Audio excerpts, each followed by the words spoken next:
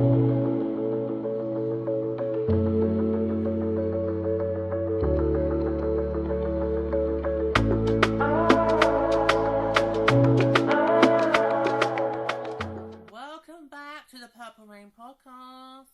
are continuing our post-trip content, and it's the second of 3 game recaps. Last time we recapped our first game of the trip, and we took on the Seattle Torrent. This time we're going to be talking about the second game of the trip, which saw the 3 of us head out to Denver for the takeover tour. It was such an exciting moment to be a part of. We have got a episode coming up where we're going to talk about our experience being at the takeover tour. So you want to find out what it was like being there.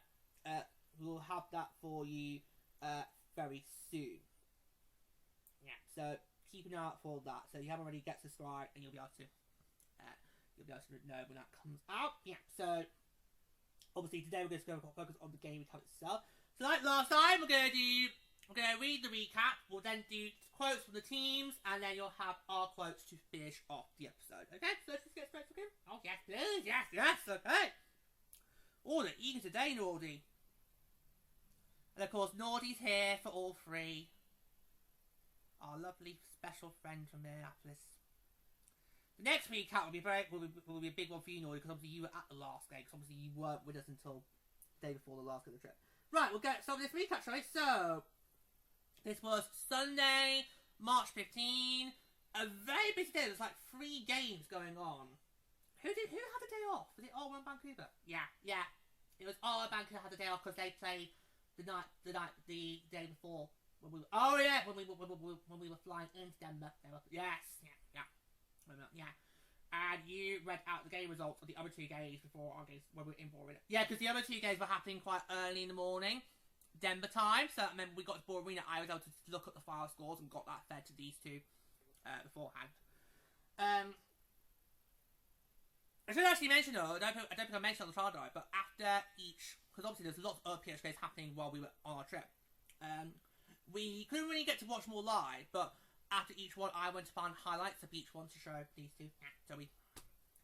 Right, let's get to this game recap. So, Minnesota holds on to a 4-3 win over New York in Denver. The Minnesota Frost withstood a 3rd period rally by the York Sirens to grab a 4-3 victory on Sunday afternoon before a crowd of 15,512 at Denver's Ball Arena. Give Denver a team! Yeah, we got that chant going. Give Denver a team! Give Denver a team! Give Denver a team! Yeah, we got that chant going. We got that chant going loud and clear. Give them a team! Give them a team! Honestly. Denver, you're ready. You are so ready. You I don't know what more you need to give Amy and Dana. I don't know. Black? I don't know. I honestly don't know, but they're ready. Denver's ready. Just do it.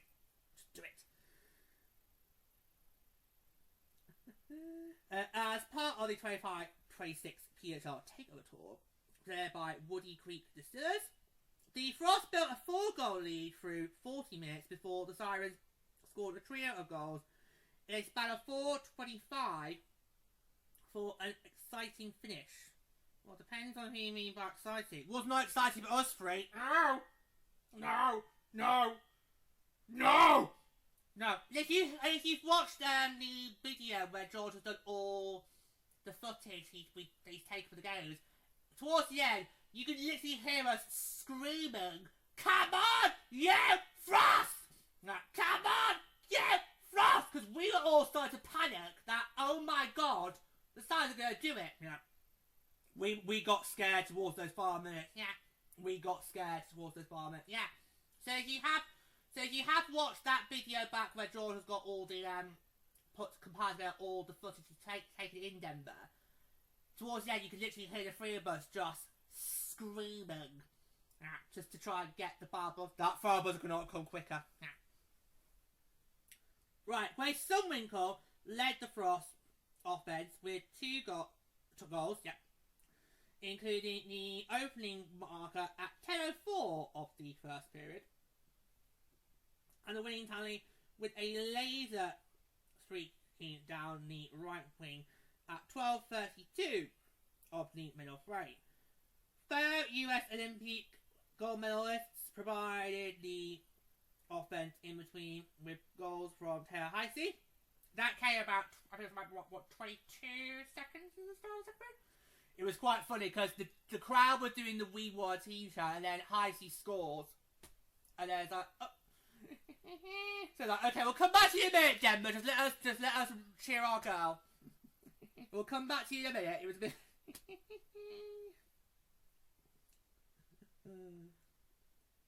And also Bruno Salemi. You booed her, but I know every time I didn't know before we flew out to start the trip. I didn't know if I was gonna boo her or not, but I thought, you know what? I'm not comfortable with being on my team, so you know what? Boo. But I didn't go massively OTT like the Big 12 fans do these days. Yeah, I did. It was just like a subtle boo, like you're a panto. Oh yeah, boo! Hiss! That sort of thing. So I was quite subtle with my booing. Montreal's not.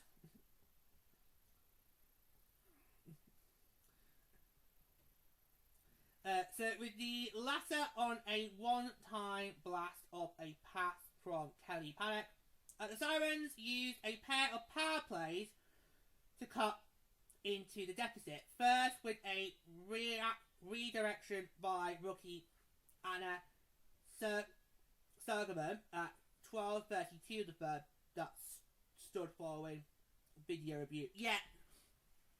Yeah, that was a bit of a lengthy review, which, again, wasn't really clear. And it was a huge moment as well, because if that goal stood, then it would be 4-1 instead of 4-0. Yeah, and you were very... I was very surprised by your reaction, George. I don't know if it makes you try but I was very surprised by how you kind of like, well, they can have one. Yeah. I think where we were sitting, we couldn't see the clock. Because I think where we were sitting, we just had the biggest screen of the billboard. Yeah. We didn't have the game stats so that the goals in the timer, so we couldn't really tell how much time does the clock. Now it's kind of being, well, we haven't really seen a team in the PHL yet come back from 4 goals down, have we? No. We've seen them from 3. And while yes, we know the Sirens are very good at playing from behind, I was kind of like, you know what? They can have at least one. Let the racist song get played in the building. That's fine. But ultimately, we're gonna get 3 points. Yeah. Honestly, that changed when it got to goal 3. Yeah. So it's kind of like the mindset we had when Seattle got there. Yeah. Except the difference is we knew how much time was left on the clock against Seattle. We didn't know that about York. Yeah, okay. It was a lengthy bit that took forever. It did. It really did.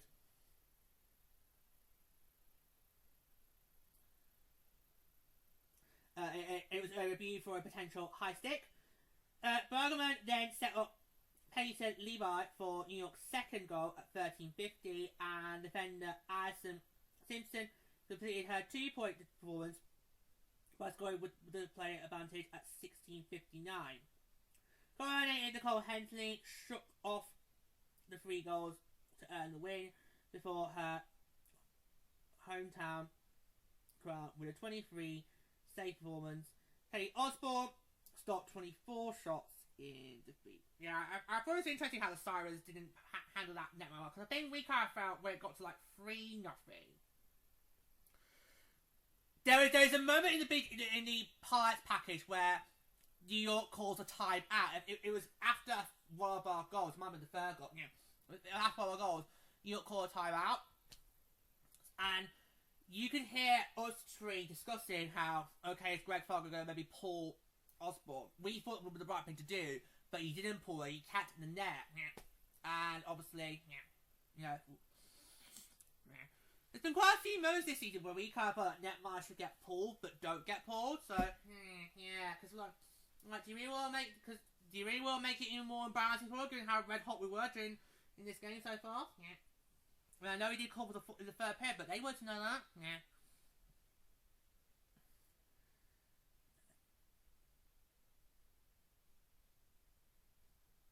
Yeah, so Hensley made 23 saves and King Osborne stopped 24 shots in the peak. The win moves Minnesota into a second place tie with Montreal, 3 points back of first place Boston. The Sirens dropped down to 6th place, surpassed by Toronto, who beat Seattle in regulation at home early today. This was the 11th of 16 games on the Takeover Tour schedule and second stop in Denver this season. The Frost have won both of their visits to the Mile High City in 2 seasons, defeating the Victoire 4-2 last January. Both teams return to action Wednesday, with Minnesota hosting Ottawa and New York heading west to Vancouver. Okay, so on to quotes now. And again, you've got a choice between the coach and the netminder. Hensley!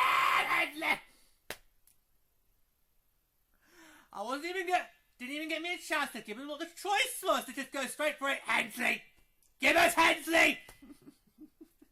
Well, occasionally the boys and girls were interested at home. The choice was between having Ken Cleese quote on if there's a way teams may approach playing at the back-to-back champions, or, which what we're going to have, is Nicole Hensley on the importance of having events around the Takeover Tour. So, no eat split, no thinking about that. We're going to have Hensley. Yeah! You didn't even give me a chance to say what the quote, who it was on. You just straight go, Hensley! Right, so let's play what Nicole Hensley has to say. This is what she said about the game. So this is what she's about the importance of having events around the Takeover Tour. This is what she'd say. I think it's huge. I think that's something that the THL has done really well. We don't just bring a game here, we bring clicks, we bring opportunities to meet athletes, and that's huge. As someone who grew up here, I didn't have accessible female hockey player role models that I could actually see in person very often. It was just when the national team rolled through in 2002 and then again in 2010. So the fact that there's been 3 games here for young girls to be able to watch the race on Wincott and Taylor High Seas, that's so special. Especially on the heels of the US winning gold at the Olympics. That's only going to grow hockey out west. I think that's the whole goal for everybody, to grow the game and get more girls in it. That's only going to help our league. Now, for the Sirens, you've got a choice.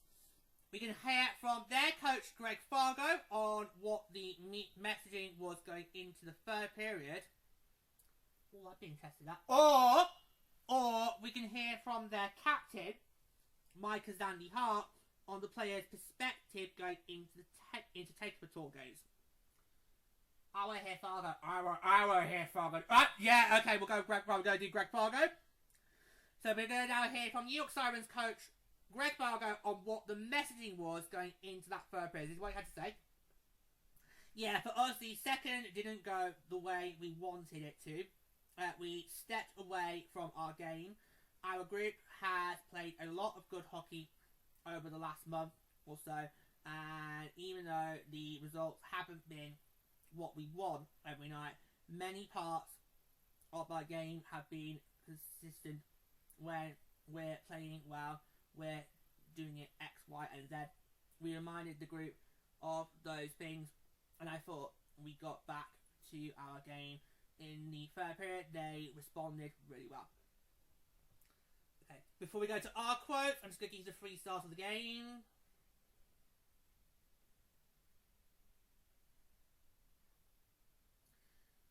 Okay, so the third star, Kendall Cooper from Minnesota, 2 assists. The second star, Anna Bergman, New York, 1 goal, 1 assist. And the first star, Grace Sunwinkle, Minnesota, 2 goals. Can't believe Hensley got snubbed. And we've screamed that. We basically said that Nicole Hensley should have been first star of the game. Yeah. We're just not impressed at all with that. No. Right.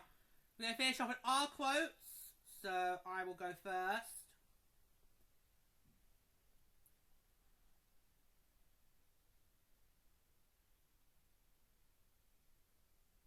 Okay.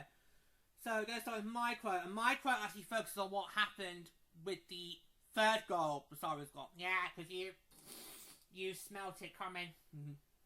I smelt it coming? What kind of saying's that? Well, you just sort of...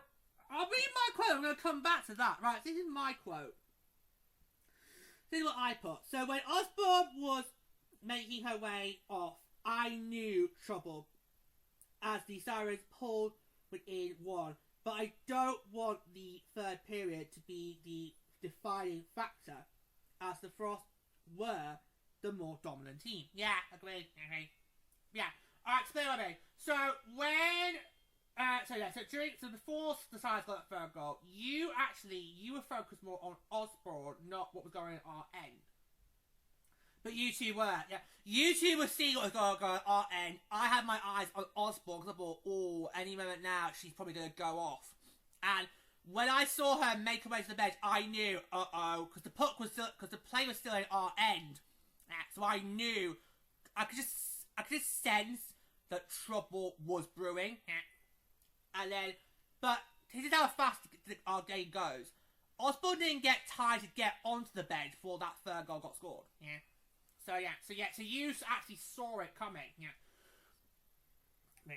So for me, it actually stung a lot worse because I could see what was about to happen, and it just not great. Nah, it wasn't great. I don't know what happened in that third period. Yeah, but I don't want it to define how we play our game, because the fact we managed to get to a 4-0 lead was good, because if it had been 3-0 lead, then obviously this would have gone to OT. Yeah, so yeah, but I don't want that to have been the defining factor. Nah, I think we've all focused on that, have we? Blur, you're next. Okay. Well, no. Right. Okay, this is what I put. No surprise for what I'm got. Yeah, you gone power play with you. Yeah, I know it. But it's a change this time. Oh, he's spoiling us. What'd you put? So I put the power play was the best I've seen this year. Oh, hallelujah! It's a miracle. It's a take of a tour miracle. You can praise the power play. Woohoo! Oh. Yeah.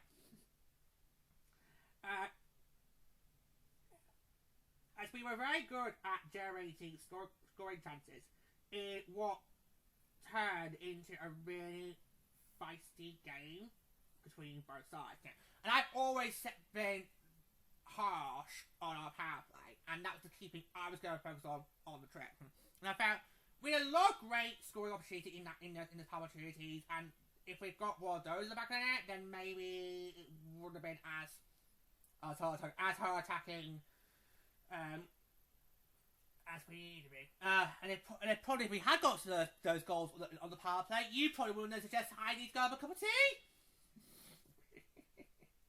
Just buy yourself some cream, put that in, you might like it. I don't think our Tesco sells drinking cream.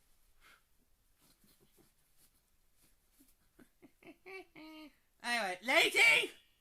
Yeah, so I'll bring this back to our senses. Yeah, stay on. Let's get this off. Let's go back on post. Yeah. So this is my quote, and I think I might have been the quick of all three of us. I put it felt like two halves, as the penalty kill really let us down and allowed New York back, as I felt Hensley needed more support from her teammates. Yeah, I think you did scream that towards the end of the period. You were like screaming support Hensley. Yeah, because I just felt, I mean, you don't see a melt like that happen often in the league, and normally it's because of the result of, it's not because of what the net might have done, it's about that she's not been given the support of her team. The defenders are supposed to be there to do their job. They're supposed to be that support unit, particularly in a mode like that, when you're looking at a potential 1-goal game. You've got to rely on the defenders to give you that support, and I just kind of felt she needed that, taking some of those other goals that happened earlier to get York back in the game. I mean, it was quite eventful, the sequences that led to the parity. Yeah. And can we say they were backbreakers? Yeah. That basically changed everything. It gave New York the momentum they needed going into that final push of the period. And we know our history. We know our history with the Sirens. The Sirens are, if you are new to the PHL, the Sirens are a team that is very, very good at comebacks. The Sirens love playing from behind because they know that they can find ways to get in their opponent's heads and make them make those mistakes that they're allowed to then come back in. I mean, we saw it last year in 2 of our games against them. It was early in the season last year. Our first 2 games. It was our first 2 meetings with the Sirens we saw that happen. Which included our banner night. And then, of course, that infamous point in Ottawa that, of course, got Droxton Jills banned from Ottawa. That was a memento as well, because obviously in that period the Sirens got 6 unanswered, and Ottawa didn't even get a shot on goal in that period. So the Sirens love playing from behind, and we made sure to keep repping that in the crowd, because obviously we knew what this team was like. But I think I did say this on the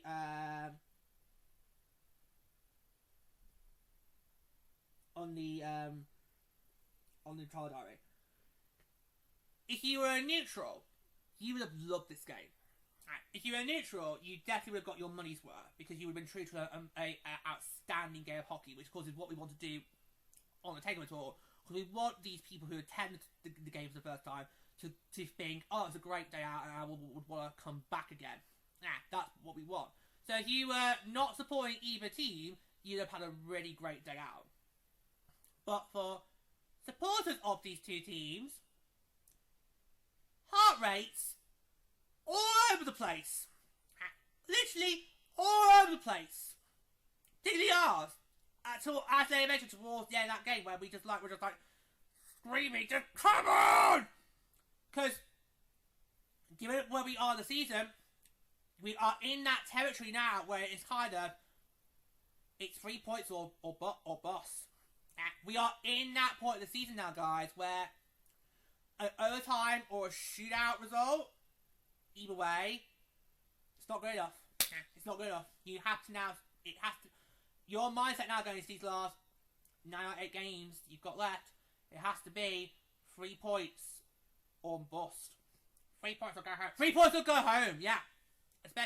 Regardless of whether you're in the top regardless of whether you are one of the top teams, you're in the bubble, or you're going to be fighting for the draft order points, you've got to have something that's 3 points or go home. Because as we've seen the first 2 seasons, it's those tiny margins that can affect who gets to be in the top 4 and have playoff hockey, and who basically just goes straight to the golf course. And start thinking of their plans for how they're going to tackle the draft in June. Which we still don't know the details about that. No, we still have not got details about that. And that will be here before you know it. June will be here before you know it, guys. But any final thoughts you two want to say on this game before we wrap it up? I just feel like we all need a nice cup of tea. You know I don't like tea, because you've always drunk it black. I don't do milk. Well then get yourself some cream. Don't! Ah! Don't! Do not, please! Do not! Do not go there! Do not go there! Don't go there! Just don't! Do not go there! Just don't! Get yourself some cream, put it in a cup of tea! Don't go there! Don't go there! In fact, you've lost the right to finish your point. Alright, lady! Well, yeah, a great overall performance. Great games, a great advertisement for our sport, but to actually be there and actually be our team, not great. I don't even want to imagine what it would be like if we were watching it at home. No. I don't even want to go there. I don't want to imagine that. Right, probably would have been still stressful. Would have been still stressful. And also, it would have been early evening for us. Yeah. It kind of felt weird watching a hockey game in the afternoon. Yeah, because it was 2 p.m. Mountain start. The only other time we've been to a hockey game that early was the last trip to San Jose. That's because we had a double header with the Sharks and Barracuda. Yeah. So.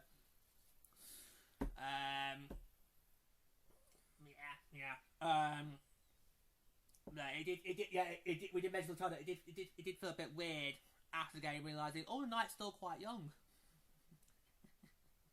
The night actually is still quite young. There's still actually a lot of time left. We could actually make another day of it. So next result: York Sirens 3, Minnesota Frost 4. Could have been a 4-0 shutout. Could have been just a 4-1 scoreline. I would have taken either of those gladly, but was that an eventful day?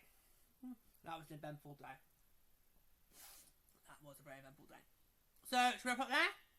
Yeah, so that concludes it for this game recap. We've got one more still to come. Yeah, we've got one more still to come. We'll recap the last game of our trip, where we got to bring Naughty along. Yay! You want to learn more of that? Go and check out part 7 of the Troll Diary. If you want to check out the our thoughts on this game, or like being there, it's part 4. I'll try that. Yeah, because you mentioned. Yeah, I mentioned the last episode what part of Troll Diary the Seattle game was. That's part 2. It's part 4 for this game, the Troll Diary, and then the last game is part 7. The Troll Diary is now all out. By the way, let's see if you go and check that out. That's going to do it for this one. And until next time, take care guys.